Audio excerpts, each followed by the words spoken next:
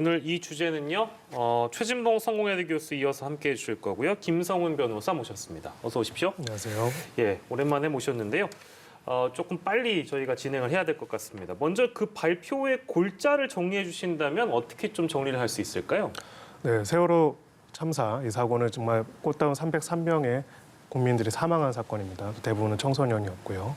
이 사고와 관련해 가지고 몇 가지 질문들이 계속 제기가 됐습니다. 예. 첫 번째로는 왜 침몰했는가, 왜 막지 못했는가고요. 두 번째로는 왜 구하지 못했는가. 그리고 세 번째로는 구하지 못한 것에 대한 조사 과정이 왜 국가가 협조하지 않고 오히려 방해를 하고 그렇습니다. 압력을 가했는가. 이런 부분들에 대한 의혹과 문제제기가 계속 있었고 오늘 이 수사단은 바로 이러한 쟁점들에 대해서 검토를 했습니다. 예. 그래서 이 큰 쟁점은 아까 한 5가지 정도고요. 작은 쟁점은 17가지나 됩니다. 예. 이 부분에 대해서 나름 의견을 냈는데 결과적으로는 2가지 사항 정도에 대해서만 소위 말해서 기존에 이제 기소를 해가지고 예. 현재 재판이 진행 중이다라고 했고요. 예. 나머지 사안들에 대해 가지고 한 15가지 정도 사안 중에서 한 가지 사안에 대해서 특검에 넘기겠다라고 했고 예. 나머지 사안에 대해서 사실상 혐의 없음의 결론을 내렸습니다. 예. 기소가 돼서 지금 재판이 진행 중인 사건은 2가지인데요. 첫 번째는 그중에서 이 해경 지휘부들이 제대로 된 지휘 체계를 가동하고 구조를 안 해가지고 결국은 소중한 인명을 희생시켰다. 이 부분에 대해서 혐의가 있다라고 해서 예. 기소를 이미 했고요. 예. 다음으로는 이 특조위의 활동과 관련돼서 고의적으로 조작 그리고 방해가 있었다. 이 부분에 대해서도 확인이 돼서 기소했습니다. 예. 예, 일단 큰 줄기를 짚어주셨는데요. 많은 분들이 궁금했던 부분이 바로 왜 침몰했는가였을 겁니다. 이미 세월호 침몰 그 가족 협의회에서도 특수단에 철저하게 수사를 요구해달라 이렇게 요청하기도 하지 않았습니까?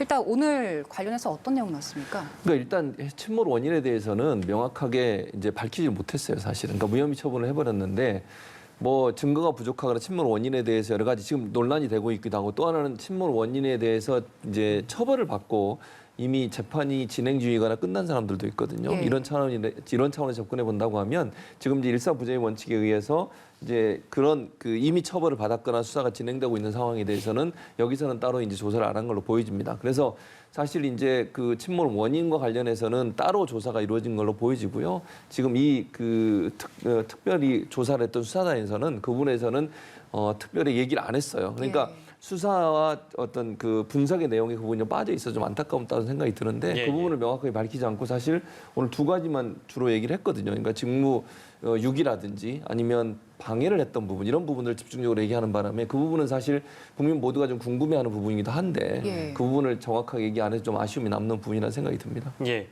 뭐 전체적인 이제 골자나 이런 부분들은 두 분께서 앞서서 설명을 해주신 것 같아서 일단 그 김성훈 변호사께서는 이 발표에 대한 평가를 하신다면 어떻게 평가를 하실 수 있을까요? 네, 일단은 기본적으로는 기존에 제기됐던 사안들에 대해서 모두 다 건드려 보기는 했다라는 네네네. 점을 얘기했지만은 조금은 늦었다라는 생각이 듭니다. 지금 이 특수단이 출범하고 한 것이 벌써 이 참사가 벌어진 것부터 상당한 시점이 지난 후고요. 예. 여기서도 언급이 됐지만 그 이전에 수사들이 있었고 진상규명위원회 활동들이 있었습니다. 예. 어찌 보면은 관련된 쟁점들을 제대로 검토하고 수사하는 데 있어서 좀 심하게 말해서는 증거들이 인멸하거나 증거들이 사라질 수밖에 없는 상당한 시간이 경과된 이후에야 구성된 수사단의 수사로서 한계를 많이 드러낸 부분도 있지 않을까라는 생각이 들고요. 예. 특히나 이제 여기서 일사부재리라는 얘기를 하는데 결과적으로는 이 세월호 침몰을 야기한 이 선장에 대한 소위 말해서 대법원 판결까지도 이미 있는 상황입니다. 그러니까 대법원의 판결이 있는 상태에 가지고 구체적으로 많이들 궁금해하는 세월호 침몰 원인에 대해서는 어떻게 보면 구체적인 의견이나 어떤 내용들을 밝혀낸 부분은 없다라고 보여지고요. 예. 다만 이제 한 가지 중요한 성과라고 보여지는 거는 사실 이 세월호 이 참사는 2가지 그리고 어떻게 보면 한 가지 굉장히 중요한 질문을 던졌습니다. 네. 이런 참사의 과정에서 국가는 무엇을 해야 하고 무엇을 하지 말아야 하는가라는 것이죠. 무엇을 했어야 하냐는 거는 제대로 사람들을 구했어야 하는데 네. 그러지 못했다. 왜 그랬는지 그리고 그것이 단순한 현장 책임자들만의 문제가 아니라 지휘체계 전반에 핵심적인 문제가 있다는 점을 밝혀냈다는 점에서 의미가 있다고 생각하고요. 예. 두 번째로는 그렇다면 만약에 요새 실패했을 때 국가가 어떤 작용을 실패해가지고 큰 피해를 입혔을 때 거기에 대한 조사 과정에서 어떤 정치적인 목적으로 그것을 계속 덮으려고 하거나 그것을 은폐하려고 하는 것들에 대한 시도에 대한 역사적인 사법적인 평가와 처벌이 제대로 이루어질 수 있는가 예. 이 부분의 문제인데요. 이 부분에 대해서는 부족하지만 그래도 일부 이렇게 특조위 활동에 대해서 방해한 혐의에 대해서는 확인을 하고 기소한 점은 의미가 있다라고 생각합니다. 혹시 예. 이런 평가도 가능할까요? 그러니까 지금 얘기를 들어보면 기존에 기소됐던 부분이나 이제 총 인원 뭐 20명에 대한 기소를 하고 활동을 마무리하고 오늘 이제 큰 골자 중에는 추가적인 기소 없이 이제 끝낸다는 얘기인데 뭐 여러 가지 의혹들의 경우에는 혐의가 없음으로 이제 결론이 나는 것이고요. 그러니까 검찰 수사 과정에서 검찰이 갖고 그 수사할 때 일정 부분 한계가 있었기 때문에 어느 정도 이런 결론에 이르게 되지 않았을까라는 물음표도 달릴 수 있을 것 같은데요. 그 부분은 어떻게 보세요? 그런 부분도 분명히 있을 거라고 생각합니다. 그리고 제일 중요한 부분은 저는 시간이라고 생각을 합니다. 역시 시간이 문제고. 네, 수사는 항상 적시에 제대로 이루어져야 하고요. 뒤늦게 이루어지는 수사는 항상 한계를 가질 수밖에 없는 부분이 있습니다. 예. 또 법리적인 부분도 있는 게요.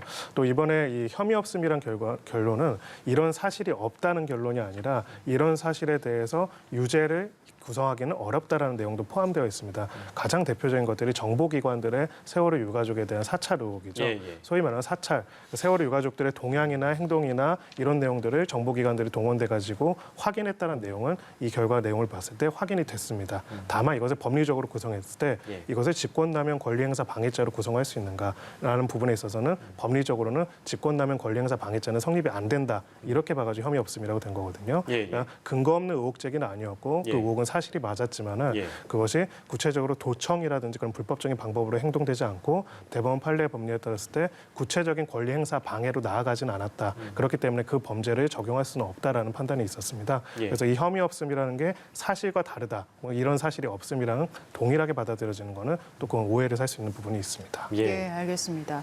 그리고 오늘 판결에서 또 주목됐던 점 중 하나가 국가의 대응에 대해서 어떤 판결을 내놓는가였는데 참사위에서 앞서 그 DBR 조작이 의심된다라는 의혹을 내놨었거든요.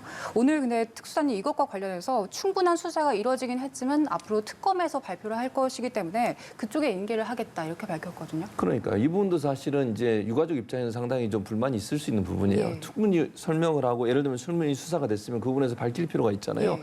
조작 의혹이라는 게 왜 중요하냐면 그러면 정부나 기관이 그 당시에 정부나 기관이 이걸 은폐하려는 시도를 했다고밖에 볼 수 없는 거 아니겠습니까? 그러면 지금까지 수사된 내용이라도 일정 부분 밝혀주는 게 저는 필요하다고 보는데 이거는 특검에 넘기기로 했다 하면서 중요한 내용을 얘기하지 않았어요. 예. 그러면 사실은 유가족이나 아니면 피해자들 입장에서는 얼마나 이게 황당무계하겠습니까? 뭔가 조사를 했으면 내용을 지금이라도 밝혀주는 게 맞다고 보여지고요. 이게 특검으로 넘어갔을 때 어느 정도까지 수사가 진행될지 모르겠지만 지금 상황에서 혹시나 조작 의혹이 있다고 하면 왜냐하면 전문가들까지 불러가지고 조작 의혹이 수사를 했다고 얘기를 하고 있거든요. 네네. 그러니까 지금 시점에서 일정 부분 밝혀주는 건 저는 타당하다고 보는데 그 부분을 밝히지 않고 특검이 인계하겠다 이렇게 얘기하는 바람에 또 다른 의혹을 낳게 되는 그런 어떤 문제가 발생하지 않았나 이런 생각이 듭니다. 예, 다음 달 선고를 앞두고 있는 내용을 저희가 보면 지난해 2월입니다. 김석균 전 해양경찰청장, 앞서서 저희가 언급했던 해경 지휘부 11명이 불구속 기소가 된 상황이고 지금 검찰이 금고 5년을 이제 구형한 상황이라서 이게 이제 다음 달 선고를 앞두고 있는 상황이라 이 재판에 대한 어떤 전망도 저희가 해보면 좋을 것 같아요. 어떻게 전망하세요? 네, 오늘 이제 이 진상 규명과 관련돼서 수사단에서 내용 결론을 따르면은 그런 혐의 사실을 입증할 수 있는 상당한 증거가 있다라고 보고 있습니다. 예. 자, 돌이켜봐서 이렇게 판단해 볼 수 있는 거죠. 당시에 주의 의무를 위반했다는 것이 핵심적인 취지입니다. 네. 즉, 당시 해경청장으로서는 이러한 의무가 있었는데 그 의무를 위반해가지고 이런 결과를 이르게 했다는 게 이 모든 논리의 구조거든요. 다시 생각해 봤을 때 만약에 이런 사고가 정말 발생하지 않겠지만 발생을 한다면은 해경청장으로서는 어떤 의무를 가지고 있는가? 어떻게 지휘를 해야 하는가? 만약에 그것을 제대로 못해가지고 사람이 사망했던 경우에 어떤 책임을 져야 하는가? 이 기준으로 판단해 본다면은 결론이 나올 거라고 생각을 합니다. 네네. 즉 이거는 객관적인 어떤 주의 의무가 있다라고 보여지고 당시에 돌이켜봤을 때 이게 결국은 주의 의무 위반이라는 거 회피 가능성도 중요합니다. 예. 자신이 이렇게 의무를 제대로 이행을 해서 구조를 했었다라면 사람들을 살릴 수 있었는데도 그걸 안 했기 때문에 책임을 네. 지는 거거든요. 과학적으로 또 객관적으로 봤을 때 당시의 구조 활동들이 제대로 면밀하게 이루어졌다라면은 이렇게 많은 인명이 잃어버리는 그런 끔찍한 사고가 나지 않았을 것이라는 점이 어느 정도는 여러 가지 조사와 수사 결과 나타났기 때문에 예. 지금 상황으로 봤을 때는 유죄 선고에 될 가능성도 상당 부분 있다라고 생각합니다. 예. 다만 이제 기소된 사람들이 여러 명이기 때문에 예. 각각이 맡았던 책임과 역할 분담 그리고 획득할 수 있는 정보와 지시할 수 있는 권한의 내용에 따라 가지고는 세부적으로는 차이가 있을 수는 있습니다. 예. 예. 그리고 앞서 법무부가 수사팀에 외압을 행사했다는 의혹이 있었는데 지난해 6월에 법무부 감찰국 그리고 대검 형사부를 압수수색하지 않았습니까? 그래서 자료를 이미 확보를 한 상황인데 이번 판결에서는 증거가 불충분하기 때문에 혐의 없음으로 결론이 났는데 이 부분에 대해서는 어떻게 보셨어요? 네, 이 부분도 이제 두 가지 쟁점이 있습니다. 일단은 사실관계 측면에서 법무부에서 특정한 어떤 사건 결과를 만들기 위해 가지고 검사, 이제 대검에 소위 말해서 수사 결과를 이렇게 해라라는 지시를 했었느냐가 첫 번째고요. 두 번째는 이제 만약에 그것이 있었다면 그것이 적법한 범위를 벗어난 어떤 직권남용이라고 볼 수 있는지가 쟁점입니다. 예. 일단은 이번에 내용의 결론에 따르면은 법무부에서 의견을 낸 적은 있지만은 그거는 대검 내부에서 법리 적용에 있어가지고 이견이 있는 상황에서 법무부에게 한번 의견을 상신한 그런 상황에서 법무부가 의견을 낸 것으로서 대검에게 어떤 특정한 요소로서 이렇게 결론을 내라라고 해가지고 왜곡을 하거나 지시를 한 것은 아니다라는 게 이번 수사 결과의 역시 핵심 요지고요. 예. 일단 첫 번째 쟁점에서 그렇게 결론이 났기 때문에 여기에 관련돼 가지고 소위 말해서 법리적으로도 직권남용으로 구성하기는 어렵다. 이렇게 해서 혐의 없음으로 결론이 난 겁니다. 예.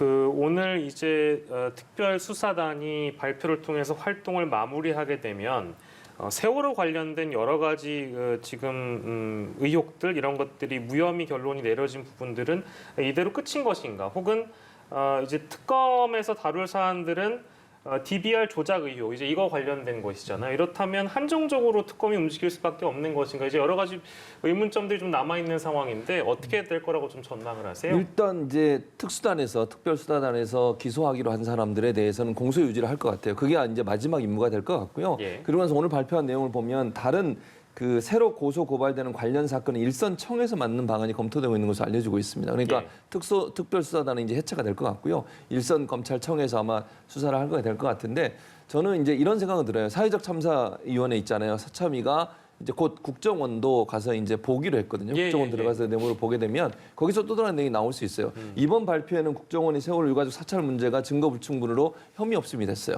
예. 그러나 내일이나 모레 가서 이거 살펴보고 나서 또 나올 예. 수 있잖아요. 그러면 고소고발할 거라고 봅니다. 그래서 고소고발하게 되면 일선청에서 이제 일선검찰청에서 아마 수사가 진행될 걸로 보여져서 특별수사본부는 해체가 되지만 나머지 사안이 새로운 어떤 사안이 나오게 되면 일선검찰청이 맡아서 네. 수사를 할 것으로 예상이 됩니다. 예, 지금 말씀 주신 그대로 마지막 질문을 드려야 될 것 같은데 이제 국정원에서 지금 보유하고 있는 이런 세월호와 관련된 전체 자료 목록을 사참위가 이제 열람을 하게 되면 추가적인 내용들이 더 나올 수도 있을 거라고 전망할 수 있을까요? 어떻습니까? 네, 그렇습니다. 지금 물론 이제 강제 수사권을 가지고 조사가 이루어졌지만 정보 접근에 있어서 상당한 한계가 있었을 것으로 보이고요.